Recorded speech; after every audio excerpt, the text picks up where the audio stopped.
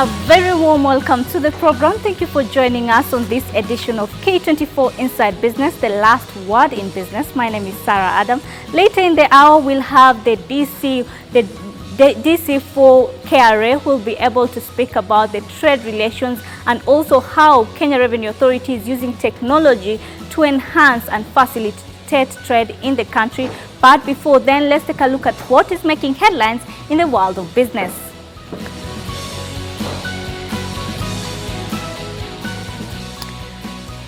Delayed flights due to shortage of pilots. Family Bank issues advances to customers. And a 102-year-old man practices mixed farming.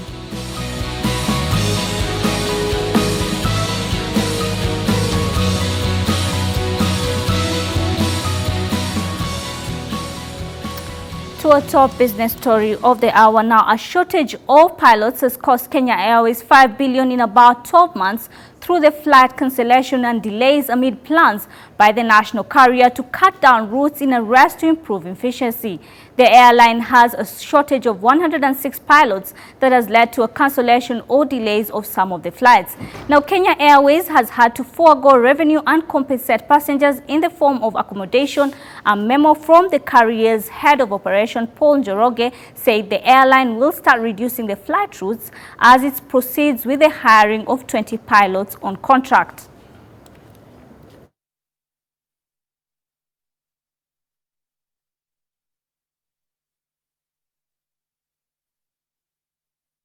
Now moving on, Internet Solution has launched Cyber Intelligence Center in Kenya to help monitor and prevent cyber security threats. This even as they say internal threats put companies at a risk than any other malware or risks. Hospitals and financial institutions remain key targets for cyber attacks. Jimmy Mbogo attended an event and has the following update for us. Well, indeed, thank you very much and a very good afternoon to Sarah. Yes, we are currently at one of the functions that we have been able to see the unveiling of the first Threat Intelligence Center right here in Kenya, that is by Internet Solution. I remember one of the things that has currently been on the rise in the country is cyber-based attacks and cyber-based crimes. And just to speak to us about this, we're joined by Evans from Internet Solution, who is one of the cyber security analysts right here. Evans, thank you so much for speaking to us. And maybe one of the things that we want to address is where some of these threats coming from in terms of regions of origin. Okay, from our experience and information that we've gathered from our R&D, research and development, these threats emanate from all sources globally. Okay, the reason is there are issues called botnets. Botnets are computers within environments being used as proxies to manipulate other computers. Someone, for example, in Asia, would access a computer in Kenya to exploit a computer in Europe. So really, when you do a reverse engineer on the same, you find that they are scattered sources of threats. All right, now there's also the other issue that has been mentioned vastly in some of the presentation is the fact that internal threats, these are threats originating from some of the staff. How do we address this? Okay, internal threats largely due to employees, as you've rightly put it. And the way organizations should address this is in twofold, okay? There is capacity building because some people are exploited and taken advantage of through systems because of not knowing. The other one is ignorance, okay? People are ignorant and malicious and can expose your organization to many things. So for the people who are malicious, you should take care of them through using controls, really, basically, yes. All right, and in terms of these controls, what, as an institution, what are some of the controls that we need to put in place? Controls are coming again in several ways. There is what you place in the infrastructure, that's the technology that you've built. And number two, there is what you say and require your employees to do, okay? This you put on policies. Policies are communicated and trained to individuals, where else you task your IT team and the technology team to put in controls like passwords, have rights access issues, so that you can know who's accessing what and what time and what and what exactly they are accessing and for what purpose. All right, there's also the issue in terms of the threats that you're currently getting. What are some of the institutions that are highly targeted? Highly target individuals, as we know it, on the contrary, is not exactly financial institutions, okay? The highest targeted industry is the health industry. That's specifically hospitals, because information as in itself is very valuable, okay? And even if you look at the dark web and the trade of this information, financial information is not as high worth as patient information for various reasons that I might not disclose here. But according to statistics, the most valuable information is information in health, specifically hospitals. Yes. All right. Now, as we almost wind up, there's also the issue of this threat intelligence center that you've currently opened. How does it work? This is a one-stop shop for security. All right. The idea is to give a client full visibility and control of their IT environment. Even if you have offices distributed around Africa, at the click of a button and in one interface, which is one screen, you can be able to see all your devices, how they are functioning, and their level of security. That's what we do from here. So how it works is that all these devices, including anything with an IP address and what has a database or an application, that traffic or that visibility is routed to our data center where we set up the actual monitoring service, and we are able to help an organization view in completeness its whole environment. Yes, we also give them an interface to also access and view what we are also doing. Yes. All right, now we've spoken about institution, but there's also vulnerability for anyone who's using a laptop. What are some of the things that I should personally look out for in my machine that tells me that something is actually very wrong? On a personal level, an individual who is even at home accessing Wi-Fi from any ISP, their best practices, basic. Ensure that you have an antivirus and it's up to date. Ensure that you have a Windows operating system that's up to date. And the best recommended is Windows 10 at the moment. Windows 7, XP have very many vulnerabilities and their support. XP ended. Windows 7, I'm not quite sure, but it's almost ending. So the best operating system right now to have is a Windows 10. So ensure those are up to date. Ensure you have good passwords. And when you're doing online transactions, specifically more online banking, it is recommended that you tether to your phone for you to get an internet instead of using the normal public Wi-Fi in restaurants or directly from any Wi-Fi provider.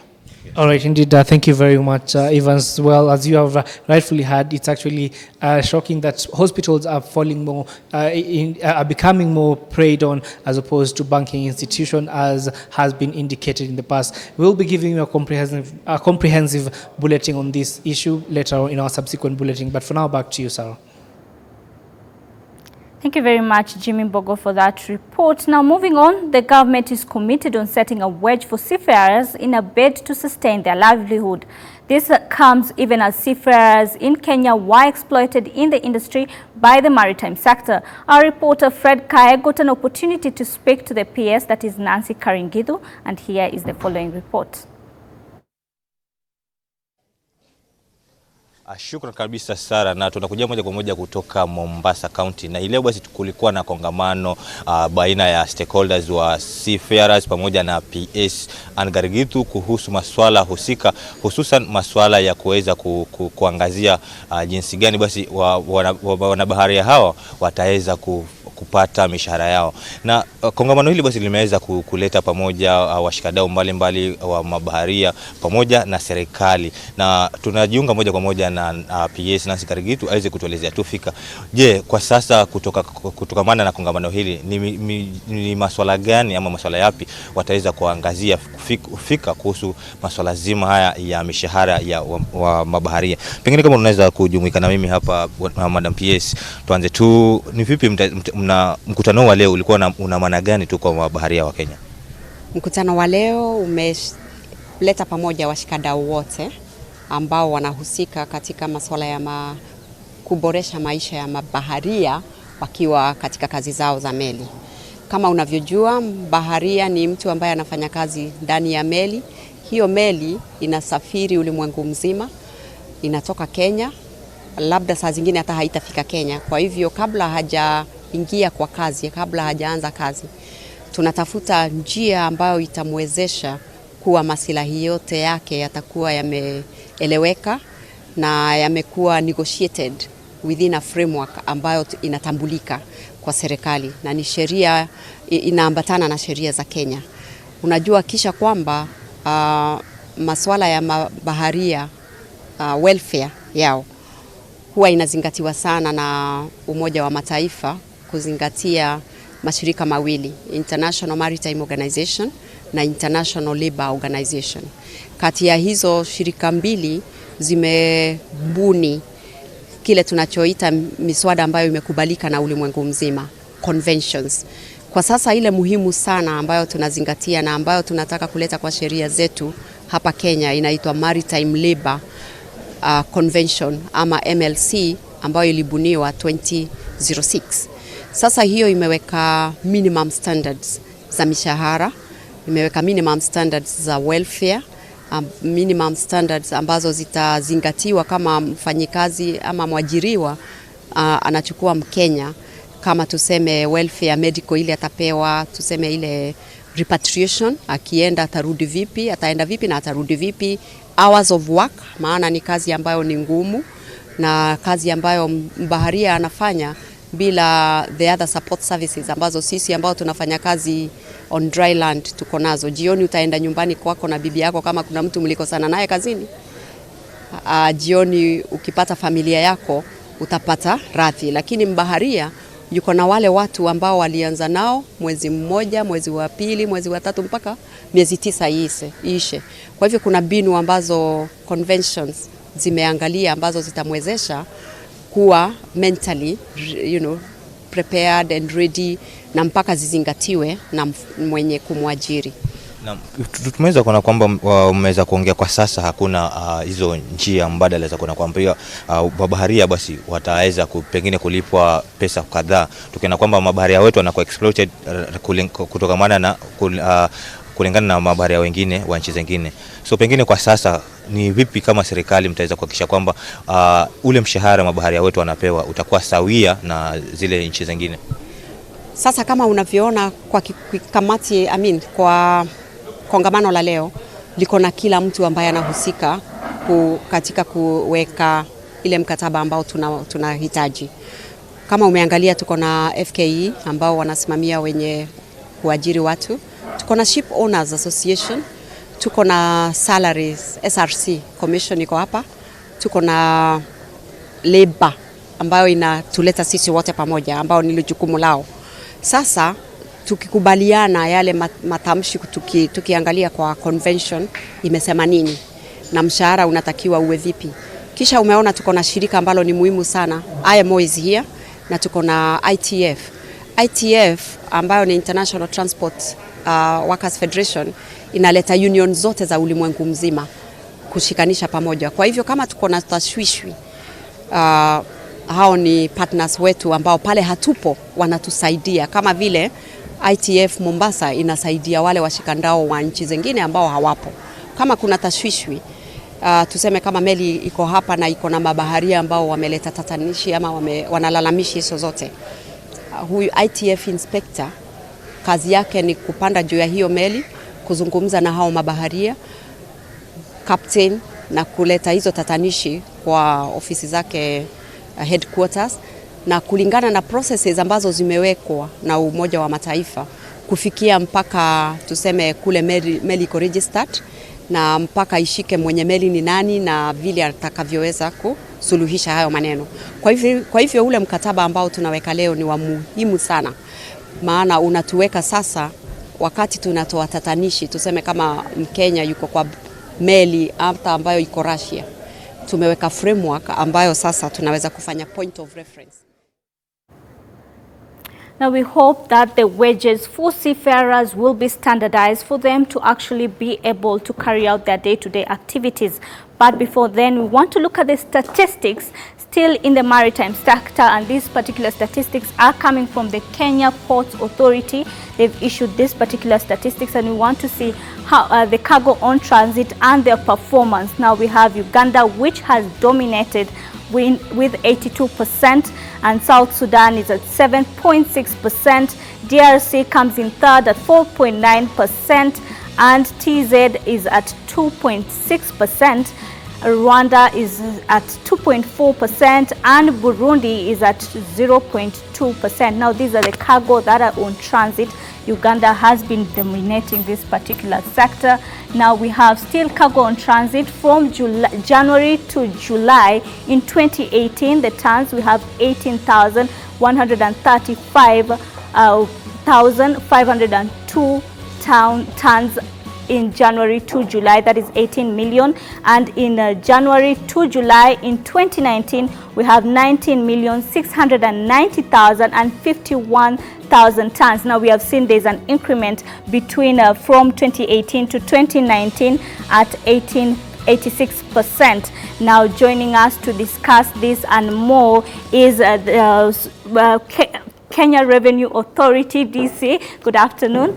Good afternoon. For joining us this afternoon, and we want to discuss different topics. This is Susan Wanjohi, who is the DC for Revenue and Regional Coordinator at Customs, and we want to ask first question. When we speak about the KRA and Customs, people say you make it difficult for them to carry out their day-to-day basis, and you have introduced quite a number of technology, especially at the port of Mombasa, but we've seen there's technical hitch. So as Kenya Revenue Authority, what are you doing to ensure that business is smooth? Thank you, Sarah. First and foremost, I'd like to talk about when you talk about trade facilitation, what we are really looking at KRA. We are looking at ease of doing business, reducing the cost of doing business, as well as ensuring we have secure supply chains. So we have a couple of initiatives that we've put in place to achieve these objectives. And one of them is the single customs territory. With the single customs territory, we are working with Uganda, we are working with Tanzania, we are working with Rwanda and Burundi.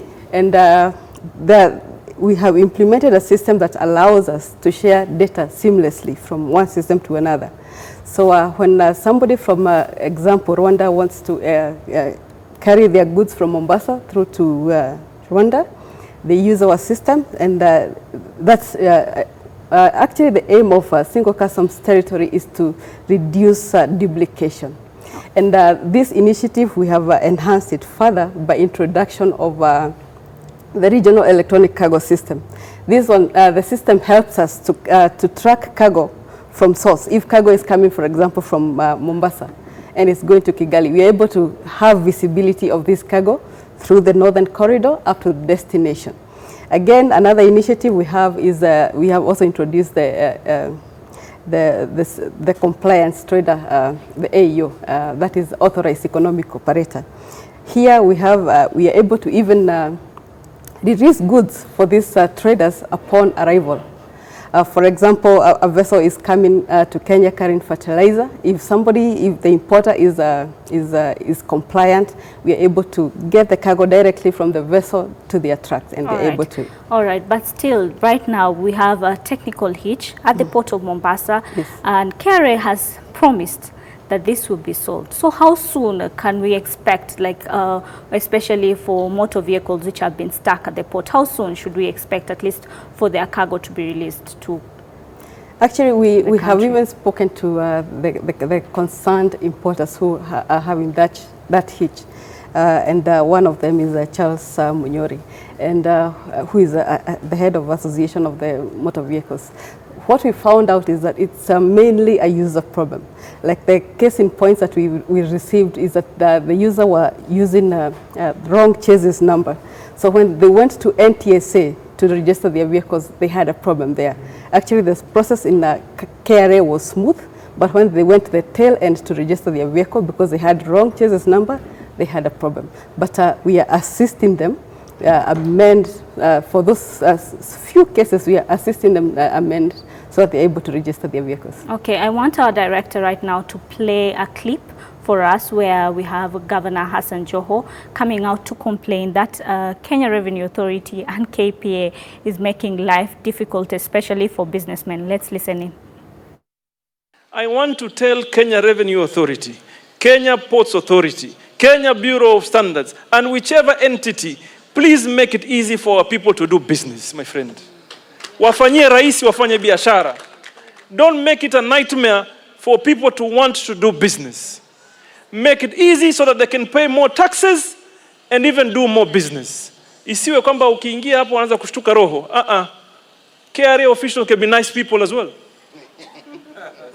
Sio ukiingia ukisikia KRA unapasukwa na roho. You can engage, mufundishe watu njia, because I have information that sometimes it's so hard for someone to import. In fact, those consolidated cargo. Wakenya wachache werevu wanachanga lakini mambo ya COC pre-inspection. Can you invest in technology to ensure we observe standards without compromise? Lakini watu wetu wafanye biashara, my friend. Okay, that is Ali Hassan Joho talking about consolidated cargo. Consolidated cargo normally by SMEs. Is it true that Kenya Revenue Authority is getting in the way, especially for these particular SMEs to carry out their businesses? No, actually, away from it, Sarah, because what we've been doing through the Office of the President, we've been meeting as government agencies together, and we've come up with frameworks on how to assist the small traders, improve the way, the process of cargo clearance. So one of the issues that we're doing is to maybe to manage the consolidators, who are the ones who've been having a conflict between, the conflict has been between the consolidator and the small traders. So we're trying to come up with a governance structure on how they're going to be managing that process. All right, and in terms of sensitization, is it fair enough to say that KRA is not doing enough sensitization, because you had even earlier mentioned that you find the names that they're filling in is not actually the same, so when it comes to clearance, their goods are not cleared? We have carried out a lot of sensitizations and a lot of training, but obviously this is never enough. And we are still open. The sensitization and training are still going on, and we're encouraging people to go for training so that they are well aware of what is expected of them when it comes to cargo declaration. All right. And then when it comes to especially using SGR, traders are still saying that they are being asked, literally being forced to use SGR rather than using rather than using road. So in your defense, when it comes to Kenya Revenue Authority, what are you doing, or what are the advantages of using probably SGR than using roads? We've been working together with KPA, and the main issue has been people are not aware of where their cargo is to be cleared, because maybe somebody had wanted to clear their cargo through Mombasa, but now we have a system that is assisting the importers know where the cargo is. We have asked them to give us their contact so that immediately their cargo arrives, through SMS, we are able to notify them where their cargo will be cleared, whether it will be in Mombasa or it will be at IC. So it's not a matter of force. They have a choice. Oh, well, we are supporting the government initiative of SGR. So cargo that is destined to Nairobi needs to be cleared through the road. All right. Thank you very much, Susan Wanjohi, for getting time and speaking about the Kenya Revenue Authority and how this particular authority is making life easy for traders to do business and carrying out sensitization. But let's look at how the shares are performing at the Nairobi Securities Exchange, and we want to see the shares, the top gainers and top losers of these particular shares. We want to see the performance of the top losers and top gainers. There we go. Top gainers, we have Barclays New Gold ETF that has a share price of 1,440, and the percentage change of this particular share is at 16.6%, We have Williamson Tea Kenya that has a share price of 142 and the percentage change is 9.23%. And we have HF Group that comes in number 3 at 4.73. That is the share price and the percentage change is at 5.58%. Now let's look at the top losers of the day. We want to see the top losers of the day. Top losers of the day, we have Samia Africa, which has a share price of 3.26 and the percentage change of this particular share is at negative 5.51%. We have TPS Eastern that has a share price of 17.05 and also the percentage change for this particular share is at negative 4.75%. And we have Longhorn Kenya that comes in at number 3 and the share price is 5.52 and the percentage change is at negative 4.5%. These are the top gainers and top losers of the day, and we've been able to tell you how your shares are performing at the Nairobi Securities Exchange. And that is how we wrap up Inside Business, the last word in business. My name is Sarah Adam. Up next is Newscut.